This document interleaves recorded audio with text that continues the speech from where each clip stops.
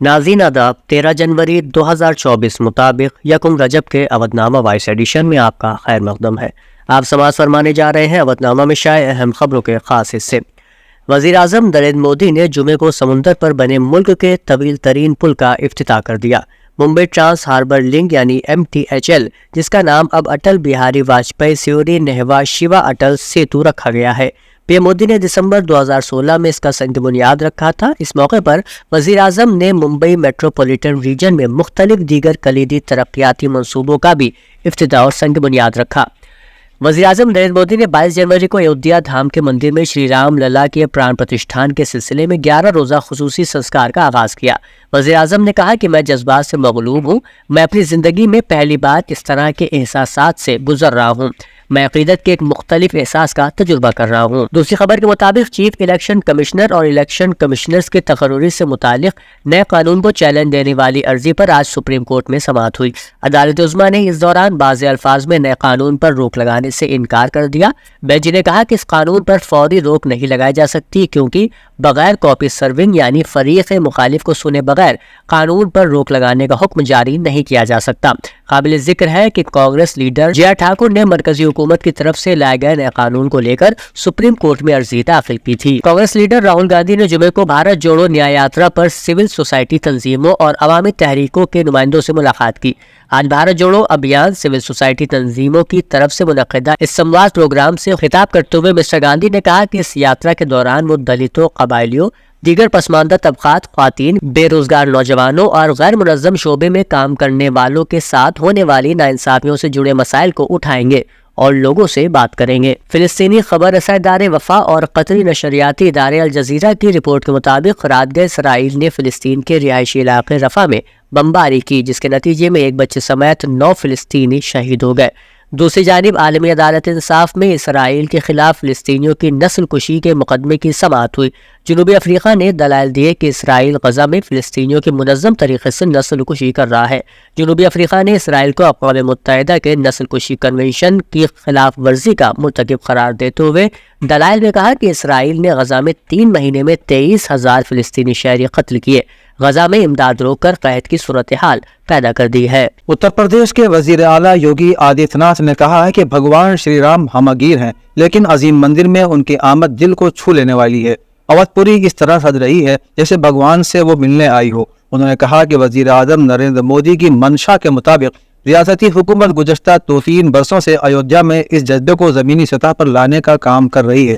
وزیر اعلیٰ آج یہاں فارچیون ہوٹل آڈیٹوریم میں روزنامہ جاگرن کی طرف سے منعقد شری راموتسو سب کے رام پروگرام میں اپنے خیالات کا اظہار کر رہے تھے۔ انہوں نے کہا کہ وہ خود اور ملک اور دنیا میں رہنے والے سناتن دھرم کے پیروکار 22 جنوری کی تاریخ کا بے صبری سے انتظار کر رہے ہیں۔ سماجوادی پارٹی کے صدر اکھلیش یادو نے کہا ہے کہ مجھے پتا چلا ہے کہ مجھے 22 جنوری کا دعوت نامہ کوریئر کے ذریعے بھیجا گیا ہے، لیکن مجھے آج تک یہ کوریئر مل نہیں سکا ہے۔ میڈیا والے مجھے بھیجے گئے کوریئر کی رسید فراہم کرا دیں۔ انہوں نے کہا کہ معذوروں، بزرگوں اور بچوں کے لیے ایودھیا مندر جانے کا کوئی نصب نہیں کیا گیا ہے، جبکہ دنیا میں ہر جگہ ہر ڈھانچہ بنانے میں خاص خیال رکھا جاتا ہے۔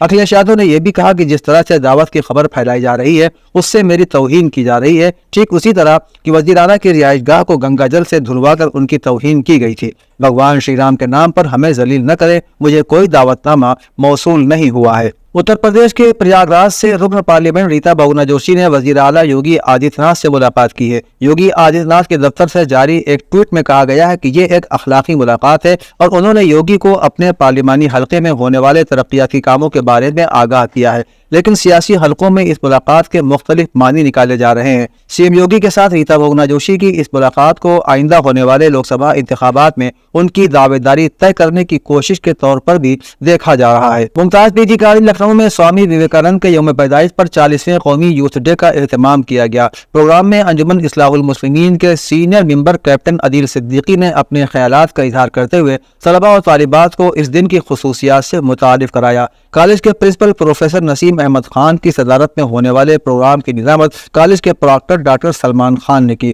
پولیٹیکل سائنس کے ایسوسیٹ پروفیسر ڈاکٹر محمد عمران خان نے سوامی وویکانند کی شخصیت اور ان کی سماجی زندگی پر روشنی ڈالتے ہوئے کہا کہ سوامی وویکانند ایک فلسفی، مفکر، سماجی مسلح اور ایک عظیم تحریک کا ذریعہ تھے۔ خواجہ معین الدین چشتی لینگویج یونیورسٹی میں 8ویں کانوکیشن کا انعقاد کیا جا رہا ہے۔ تقسیم اسناد کی تقریب کے موقع پر ریہرسل میں یونیورسٹی کے کردار میں chancellor professor Chandra day, Kerala کے گورنر کے کردار میں پروفیسر احتشام احمد، محترمہ رجنی تیواری وزیر مملکت برائے اعلیٰ تعلیم اتر پردیش کے کردار میں پروفیسر تنویر خدیجہ نے مشق کے عمل کو انجام دیا۔ کانوکیشن کے اس موقع پر یونیورسٹی کے تمام اساتذہ اور طلباء کے ساتھ ساتھ executive council, academic council, university assembly کے ممبران، ڈگری ہولڈر اور میڈل ہولڈر طلباء بھی موجود تھے۔ پروفیسر کپل کپور نے کہا کہ ہندوستانی فلسفے میں زندگی میں خوشی کا سہولت سے کوئی تعلق نہیں ہے، بلکہ خوشی خود اصل خوشی ہے۔ انہوں نے کہا کہ ہندوستانی ثقافت میں آج ہمیں اپنے باہمی تعلقات کو ٹھیک کرنے کی ضرورت ہے۔ اودھ نامہ کے جہاں نما صفحے کے مطابق اسرائیلی براڈ کاسٹنگ کارپوریشن نے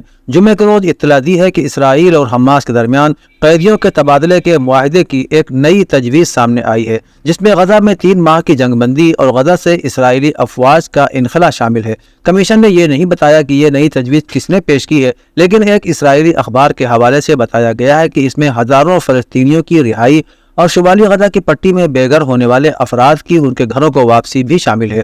اس کے علاوہ غزہ کی تعمیر نو کے لیے بین الاقوامی مالی امداد پر بھی زور دیا گیا ہے۔ کمیشن نے کہا کہ فلسطینی اور اسرائیلیوں نے ابھی تک اس رپورٹ پر سرکاری طور پر کسی قسم کا رد عمل ظاہر نہیں کیا ہے۔ پاکستان میں جنرل الیکشن 1 ماہ سے بھی کم وقت کا عرصہ رہ گیا ہے، لیکن دیگر شہروں سمیت لاہور میں بھی کوئی خاص سیاسی گہما گہمی دکھائی نہیں دے رہی۔ پاکستان کی اس بے جان انتخابی مہم میں اکا دکا آوازیں تو سنائی دے رہی ہیں، لیکن ملک کی سب سے بڑی جماعت پاکستان تحریک انصاف کی طرف سے کسی قسم کی کوئی سرگرمی دکھائی نہیں دے رہی ہے۔ اس سلسلے میں ایک تجزیہ کار کا کہنا ہے کہ پاکستان کی انتخابی مہم میں جوش و خروش نظر نہ آنے کی متعدد وجوہات ہیں، جن میں موسم کی سختی، دہشت گردانہ واقعات، عوام کی معاشی مشکلات، الیکشن کی غیر یقینی صورتحال اور ٹکٹوں اور سیٹ ایڈجسٹمنٹ کے حوالے سے پارٹیوں کے اندرونی اختلافات بھی شامل ہیں۔ اسرائیلی وزیر اعظم نتن یاہو کابینہ اجلاس کی خفیہ معلومات لیک ہونے سے پریشان ہے۔ انہوں نے اپنے ہی ملک کے آرمی چیف سمیت سیکورٹی ارکان کے پولیگراف ٹیسٹ کرنے کی ہدایات جاری کی ہیں۔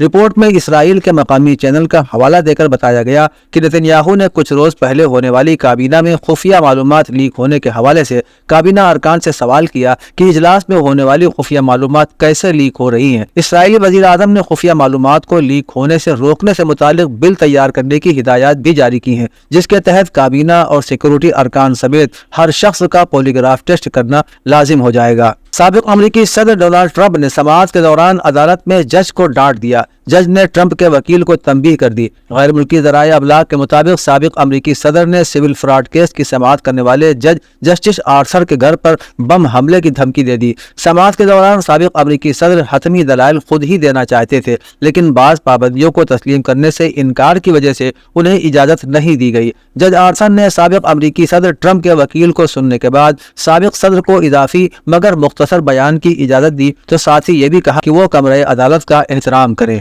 ایران کی سرکاری خبر ایجنسی کے مطابق وزارت خارجہ کے ترجمان ناصر کنعانی نے ایک بیان میں کہا ہے کہ ہم یمن کے مختلف شہروں پر امریکی اور برطانوی عسکری حملوں کی شدید مذمت کرتے ہیں۔ انہوں نے حملوں کو یمن کی خود مختاری، زمینی سالمیت اور بین الاقوامی قوانین کی خلاف ورزی قرار دیا اور کہا کہ یہ حملے علاقے کو غیر محفوظ کرنے اور عدم استحکام کو ہوا دینے کے علاوہ اور کسی کام نہیں آئیں گے۔ واضح رہے کہ امریکی اور برطانوی طیاروں نے رات کے وقت یمن کے دارالحکومت صنعاء، حدیدہ اور تعز کے بعد مقامات پر حملے کیے تھے۔ اودھ نامہ میں شائع مضامین کو مکمل طور پر پڑھنے کے لیے اودھ نامہ کی ویب سائٹ www.awadhnama.com پر وزٹ کریں اور ای پیپر پر کلک کریں۔